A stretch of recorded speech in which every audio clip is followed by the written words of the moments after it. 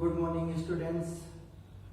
पिछली क्लासेज में हमने वर्ष 2013 के पेपर को हल किया था। उसके खंड ए को पार्ट ए को हल किया था, जिसमें 10 प्रश्नों को हमने हल किया था एक एक नंबर के।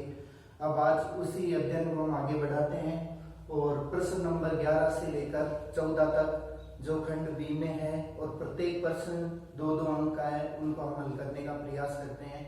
तो इसी क्रम में 11वां सवाल है, यदि त्रिभुज एबीसी में डी समांतर बीसी, एडी बराबर 1.5 सेमी, बीडी बराबर 3 सेमी तथा एई बराबर 1 सेमी हो तो ईसी का मान ज्ञात कीजिए। इसको हम एक चित्र के माध्यम से समझते हैं। ये प्रश्न नंबर 11 का हल चित्र बनाते हैं। त्रिभुज जिसमें भुजा डी समांतर बीसी, डी समांतर बीसी। यहाँ पर इस प्रश्न में हमें कुछ मान दिए गए हैं, उन मानों को हम यहाँ पर इस डायग्राम में अंकित करते हैं। तो एडी बराबर 1.5, इसके बाद बीडी 3 सेमी, इसके बाद एई 1 सेमी, एई 1 सेमी, और हमें ज्ञात करना है ईसी। ईसी का मान ज्ञात करना है, भुजा ईसी का मान कितना होगा। तो हम इसको मान लेते हैं, माना कि ईसी का मान x सेंटीमीटर होगा। तो हमने एक चैप्टर है आपका 11वां चैप्टर समरूपता सिमिलैरिटी, उसमें हमने पढ़ा है एक आधारभूत समानुपातिकता प्रमेय।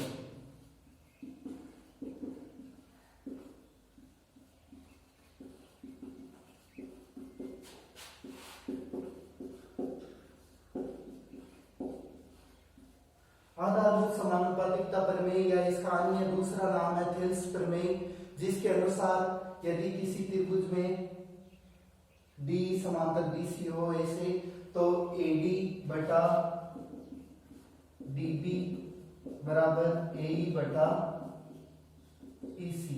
इस प्रमेय की हम डिटेल में बात नहीं करेंगे, 2 नंबर का सवाल है तो उसको हम उसके अकॉर्डिंग ही करेंगे। अगर यही प्रश्न 1 नंबर में आता तो इसका सीधा उत्तर आ जाता इस थेल्स प्रमेय से।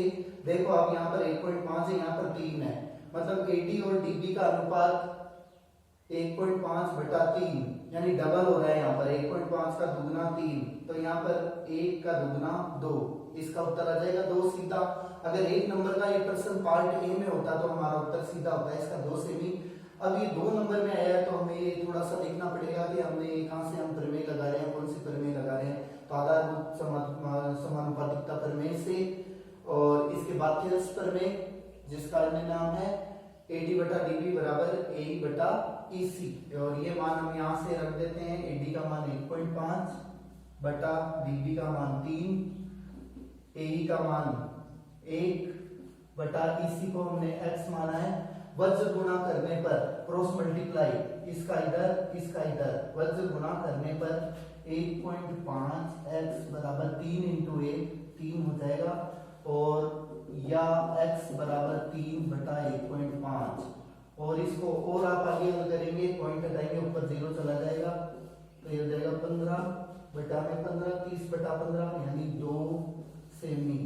यानी ये हमने क्या निकाला x, किसको माना था हमने x, ईसी को, तो ईसी बराबर 2 सेमी। ये इसका उत्तर आ जाएगा आपका, ईसी बराबर 2 सेमी। अब इसी प्रकार 12वां 13वां सवाल है और 14वां, ये आपके चैप्टर नंबर 6 और 7। छठा है त्रिकोणमितीय अनुपात और 7वां है त्रिकोणमितीय सर्वसमीकाएं, ट्रिग्नोमेट्री आइडेंटिटीज। उनमें से आए ये सवाल, तो हम इनको हल करने का प्रयास करते हैं। बढ़ते हैं 12वें प्रश्न की ओर, और 12वां प्रश्न है एक सर्वसमीका पर आधारित है, जिसमें आपको साइन ए का मान दिया है। साइन ए 3/5 हो तो कोसेक ए का मान ज्ञात कीजिए। हमने त्रिकोणमितीय अनुपात वाली प्रश्नावली में 6ठी में पढ़ा है कि 6 त्रिकोणमितीय अनुपात होते हैं, उनमें से आपको यहाँ पर 1 दे दिया और कोई 2 का मान पूछा है। तो हम यहाँ पर एक सर्वसमीका है, आपको बताइएगा साइन स्क्वायर ए प्लस कोस स्क्वायर ए बराबर 1। यहाँ से हमें मान निकालना है कोस ए का, तो यहाँ से हम कोस स्क्वायर ए का मान इस सर्वसमीका से निकालेंगे, तो ये आएगा 1 माइनस साइन स्क्वायर ए। यहाँ पर हमें साइन ए का मान दे रखा है, तो हम यहाँ पर मान रख देंगे 1 माइनस साइन ए का मान रखेंगे हम 3/5 और इसका क्या है स्क्वायर 1 माइनस 3/5 का स्क्वायर 3 का स्क्वायर 9 और 5 का स्क्वायर 25।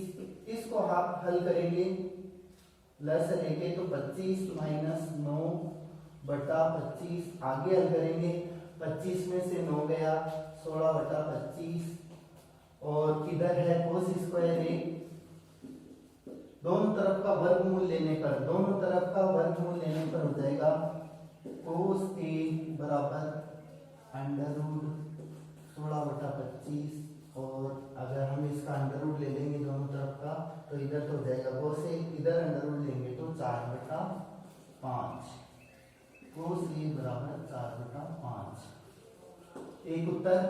अब एक और पूछा आपसे कोसेक ए तो कोसेक ए भी आप सबको पता होगा किसका विलोम किसका अपोजिट है तो कोस तो सेक का होता है और कोसेक किसका अपोजिट होता है साइन का। तो कहने का मतलब साइन का जो मान है उसको हम उल्टा करके विलोम करके लिख देंगे तो ये कोसेक ए का मान आ जाएगा। तो यहाँ लिखेंगे कोसेक ए बराबर 1/sin ए और बराबर 1/sin ए का मान यहाँ पर दे रखा है 3/5 और इसको आगे हल करेंगे तो 5 ऊपर गुणा के रूप में चला जाएगा 5/3 और इसको डायरेक्ट भी आप समझ सकते हैं कि ये दोनों त्रिकोणमितीय अनुपात साइन ए और कोसेक ए एक दूसरे के विलोम होते हैं तो इसका मान 3/5 है तो कोसेक ए का मान 5/3 होगा। तो ये इसका उत्तर है। एक उत्तर ये है एक उत्तर ये है कोसेक ए का मान। तो ये आपके 2 प्रश्न हल हो चुके हैं। अब आगे बढ़ते हैं और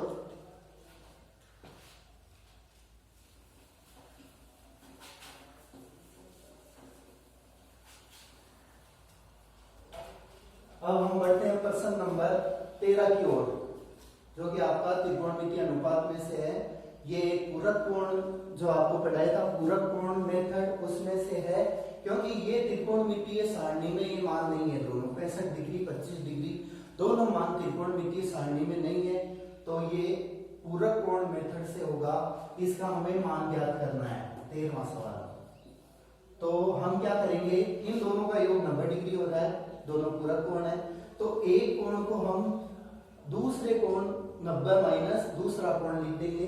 तो यहाँ पर हम लिख सकते हैं 65 को हम लिख देंगे 90 माइनस 25 डिग्री बटा कोट 25 डिग्री। इसका मान हमने ऐसे लिख दिया पूरक कोण के रूप में क्योंकि इन दोनों का योग 65 और 25 का योग कितना हो रहा है 90 डिग्री। तो एक कोण को आप 90 माइनस के रूप में लिख सकते हैं। हमने यहाँ पर 65 को लिखा है तो 65 को हम लिख सकते हैं 90 माइनस 25 डिग्री। तो हमने 65 को लिखा 90 माइनस 25 डिग्री 90 माइनस 25 और 90 में से 25 घटाओगे तो 65 ही आ जाएगा। और अब एक सूत्र है आइडेंटिटी है एक सर्वसमीका है tan 90 माइनस थीटा बराबर कोट थीटा। ये एक आइडेंटिटी है जो आपको याद होनी चाहिए कि tan 90 माइनस कोई भी न्यून कोण हो तो वो कोट थीटा के रूप में लिखा जाता है। तो यहाँ पर ये कन्वर्ट हो जाएगा चेंज हो जाएगा कोट और ये थीटा की जगह 25 इस सूत्र से कोट थीटा हो जाएगा। यहाँ पर थीटा यहाँ पर कितना थीटा की जगह 25 तो कोट 25 बटा कोट 25 डिग्री और दोनों समान होने के कारण कट जाएंगे उत्तर आ जाएगा 1। ये भी 2 नंबर का सवाल है इसको इस तरीके से आपको करना है तो आपको 2 नंबर प्राप्त हो जाएंगे इस सवाल में। और अब लास्ट सवाल है 14वां सवाल हम त्रिकोणमितीय आइडेंटिटी से पूरक कोण मेथड पर आधारित है उसको भी हम हल करते हैं। तो 14वां सवाल है sin 35 इंटू का चिन्ह बीच में cos 55 प्लस cos 35 sin 55।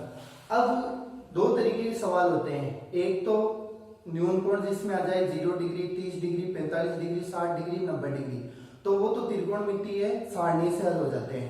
पर हम ध्यान से यहाँ पर देखेंगे इनका युग्म बनाएंगे तो 35 और 55 का योग अभी जैसे यहाँ पर किया था वही बात है 35 प्लस 55 90 डिग्री 35 प्लस 55 90 डिग्री।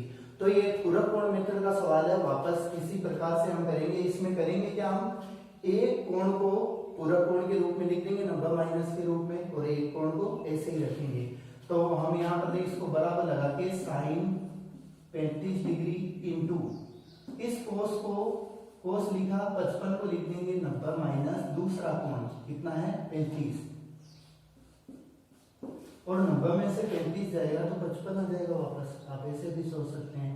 तो इसको पूरक कोण मेथड जो हमने यहाँ पर काम किया सेम वो का वही विधि यहाँ पर काम में लेनी है, प्लस इसको लिखा कोस 35 और आगे वाले कोण को बदल दिया साइन 90 माइनस दूसरा कोण 35। इसको आगे हल करेंगे तो एक सर्व समीकरण है cos 90 minus theta, cos 90 minus theta बराबर sine theta, sine 90 minus theta बराबर कोस थीटा। साइन का तो कोस हो जाता है, कोस का साइन हो जाता है, टेन का कोट हो जाता है 90 माइनस होता, टेन का कोट हो जाता है, कोट का वापस 90 है।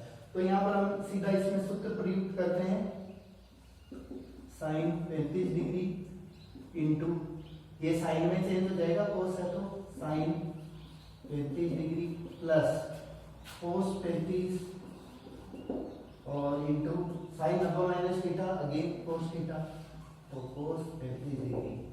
यहाँ पर ये दोनों समान है, ये भी दोनों समान है, तो स्क्वायर हो जाएगा sine theta into sine theta sine square theta, तो साइन की घात तो 35 डिग्री प्लस प्लस का चिन्ह बीच में कोस इंटू कोस, कोस स्क्वायर। अब हमने एक सर्व समीकरण स्टैंडर्ड आइडेंटिटी है उसको हमने पढ़ा था, sine square theta plus cos square theta बराबर 1। ये हमने सर्व समीकरण पढ़ी है 7वें चैप्टर में, त्रिकोणमितीय सर्व समीकरण। पहली सर्व समीकरण यही थी, sine square theta plus cos square theta बराबर 1, यानी साइन का स्क्वायर हो कोस का भी स्क्वायर हो, बीच में प्लस का चिन्ह हो और ये कोण समान हो। तो यहाँ पर हम देखते हैं 35 डिग्री बीच में प्लस का चिन्ह, कोस का स्क्वायर साइन का स्क्वायर प्लस का चिन्ह, तो इसका मान कितना हो जाएगा 1 इस सर्व समीकरण से। तो ये 4 सवाल जो भाग बी में आए हैं 2013 का प्रश्न पत्र है ये, और 2-2 नंबर का प्रत्येक प्रश्न है ये।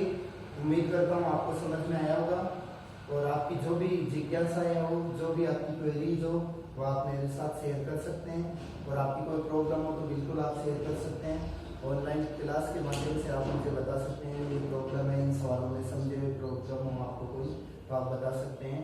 और लॉकडाउन के समय का सदुपयोग करें, डिस्टेंस बनाए रखें, और स्टे होम स्टे सेफ।